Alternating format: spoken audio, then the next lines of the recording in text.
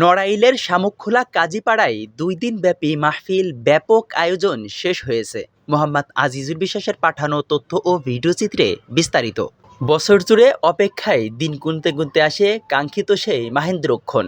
গ্রামসহ আশেপাশের হাজারো মানুষের স্বপ্ন জুড়ে ২ দিনব্যাপী এই মাহফিল। প্রস্তুতির দিনসহ ৩ দিন চলে খাওয়া দাওয়া। উল্লাসে মেতে ওঠে শামুকখোলা কাজীপাড়া মাদ্রাসার মাঠসহ পুরো গ্রাম। গ্রামের ঐতিহ্য আর ইসলামের আলোকে ছড়িয়ে দিতে প্রতি বছর এই আয়োজন করে থাকে গ্রামের মানুষ। নড়াইলের লোহাগড়া উপজেলার শামুকখোলা গ্রামের জামে মসজিদ ও মাদ্রাসার উদ্যোগে ২৪ ও ২৫শে ফেব্রুয়ারি ৩৪তম এই মাহফিলের প্রথম দিনে বিভিন্ন মাদ্রাসা থেকে আগত ছাত্রদের মধ্যে ইসলামিক সঙ্গীত, হামনাত, কোরআন প্রতিযোগিতা সহ নানা ইসলামিক আয়োজন ছিল চোখে পড়ার মতো।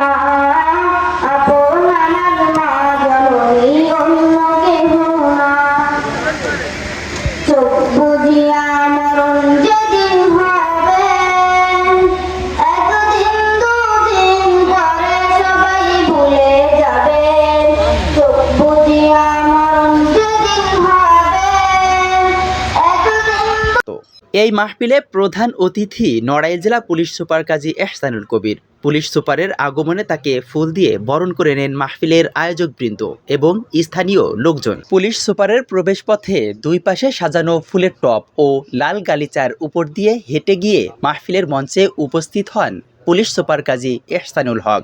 সন্ধ্যা আসলেই ঝলমলে রঙিন আলোয় মাহফিল এলাকা যেন ফিরে আসে অন্যান্য রূপে। এ যেন কোনো নেতা বা কোনো বড় সেলিব্রিটিকে বরণ করার মতো। মাহফিলে আসা মহিলাদের জন্য পর্দার আড়ালে প্রস্তুত করা হয়েছিল আলাদা বসার স্থান।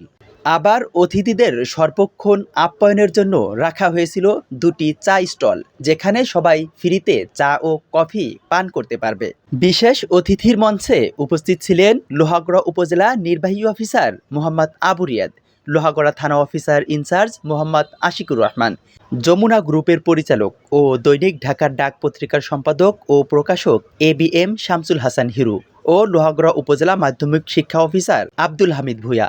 এ আয়োজনে আমন্ত্রিত অতিথিদের জন্য সম্মাননা ক্রেস্ট প্রদান করে আয়োজকরা।